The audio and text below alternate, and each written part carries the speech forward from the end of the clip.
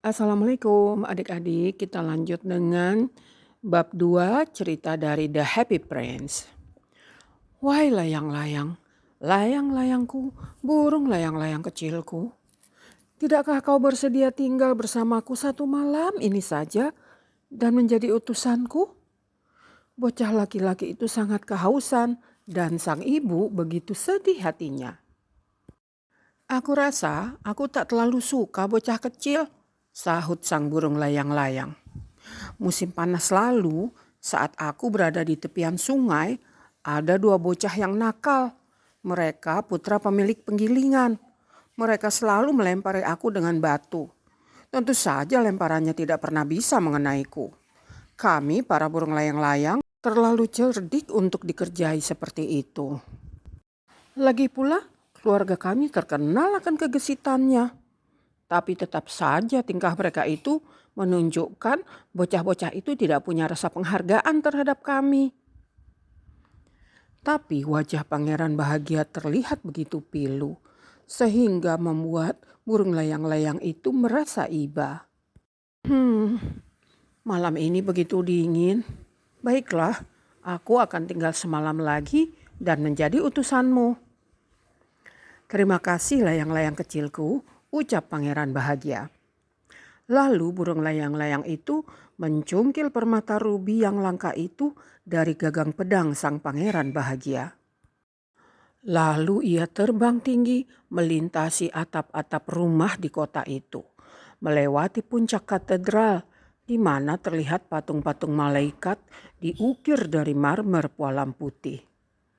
Dia melewati istana di mana samar-samar terdengar alunan musik mengiringi pesta dansa. Seorang gadis cantik berdiri di balkon. Dia bersama kekasihnya. Oh, alangkah luar biasa indahnya bintang-bintang, ujar kekasihnya. Dan alangkah ajaibnya kekuatan cinta. Aku berharap gaunku sudah siap dijahit saat pesta istana kelak berlangsung, ujar si gadis cantik. Aku memerintahkan gaunku diberi bordir bunga asmara. Tapi si penjahit ini sungguh pemalas. Burung layang-layang itu lalu terbang melintasi sungai dan melihat lentera terayun-ayun pada galangan kapal nelayan. Dia terus melintasi perkampungan kumuh, menyaksikan Yahudi tua sibuk saling tawar-menawar dan menimbang koin uangnya pada timbangan tembaga. Akhirnya ia pun sampai di rumah miskin yang dituju. Bocah sakit itu terkulai tak berdaya di tempat tidurnya. Sedangkan sang ibu tertidur kelelahan di meja kerjanya. Dengan penuh perasaan, sang burung layang-layang meletakkan batu rubi mahal itu di sisi alat jahit sang ibu. Lalu dia terbang rendah di sekitar tempat tidur si bocah, mengipaskan sayapnya seakan-akan kibasan kipas. Oh, udara ini alangkah sejuknya aku rasakan. Pastilah sakitku sudah mulai membaik, ucap bocah itu. Lalu dia pun tenggelam di dalam tidurnya yang nyenyak. Lalu burung itu terbang kembali menemui Pangeran Bahagia, melaporkan apa yang sudah dikerjakannya. Sungguh mengherankan, serunya. Tiba-tiba aku merasaku tubuhku cukup hangat sekarang. Padahal cuaca saat ini begitu dingin. Itu karena engkau telah melakukan kebajikan, sahut sang pangeran. Burung layang-layang itu memikirkan ucapan pangeran. Tetapi segera saja dia tertidur. Berpikir terlalu serius selalu membuatnya mengantuk. Pagi harinya dia terbang menuju sungai untuk mandi. Oh, alangkah luar biasanya fenomena ini, ucap seorang profesor ornitologi yang sedang melintasi jembatan di sungai saat melihat kejadian itu. Seekor burung layang-layang di musim dingin, serunya. Lalu dengan bersemangat, profesor itu menulis jurnal panjang lebar di koran kota. Orang-orang sibuk mengutip ucapannya. Padahal Tulisannya penuh dengan istilah yang mereka bahkan tak paham maknanya. "Malam ini aku akan terbang ke Mesir," ujar sang burung. Dia merasa sangat penuh energi. Dia lalu terbang menyusuri seluruh monumen umum yang ada di kota itu, lalu duduk lama di puncak kerucut gereja. Kemanapun dia pergi, burung gereja ramai berkicau dan berkata sesama mereka, "Hei, sungguh burung asing yang lain dari yang lain." Demikianlah dia sangat menikmati kegiatannya hari itu. Ketika malam tiba, kegelapan datang, dia pun terbang kembali ke patung Pangeran Bahagia. "Adakah tugas yang engkau ingin aku lakukan selama aku di Mesir?" ujarnya sendu.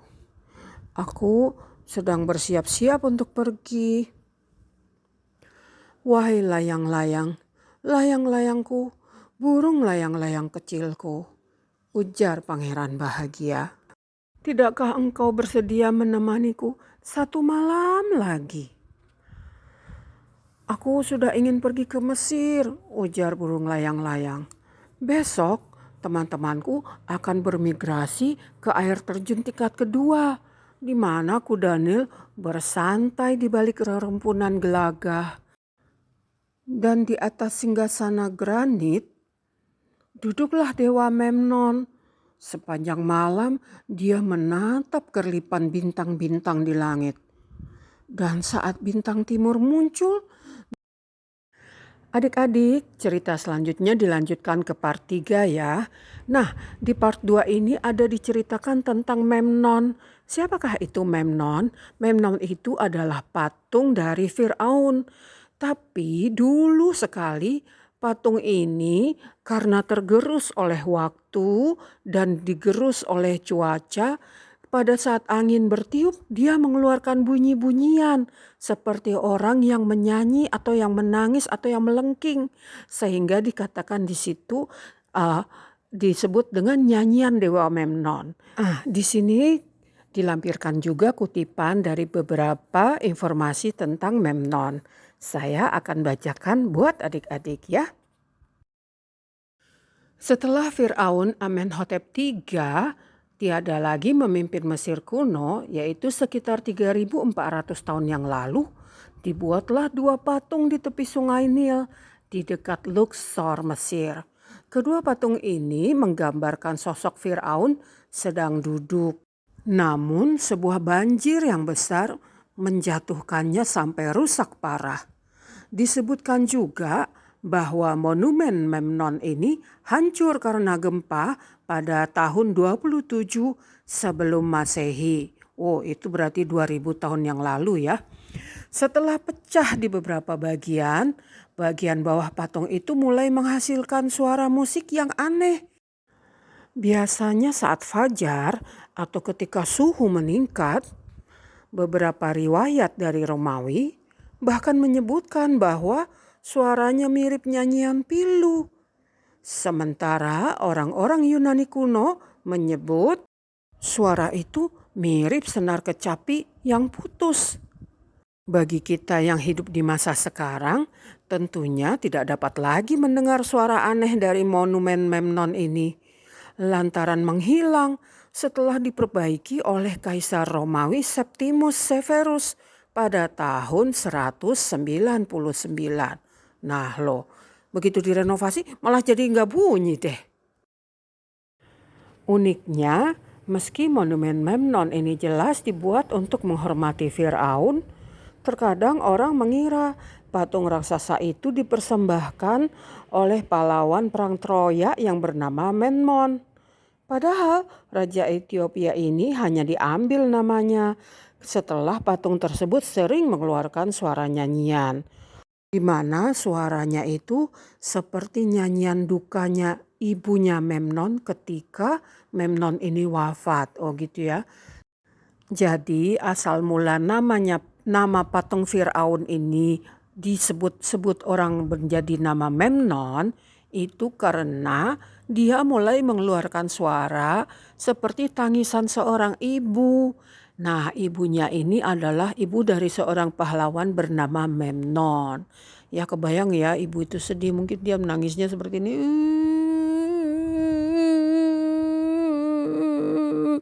Sedih gitu ya nangisnya. Sehingga terkenal suara tangisannya itu kemana-mana. Dan patung ini mengeluarkan suara yang mirip. Masya Allah ya. Nah, begitulah adik-adik. Semoga ini menjadi ilmu yang bermanfaat. Assalamualaikum. Sampai jumpa lagi di part 3 ya.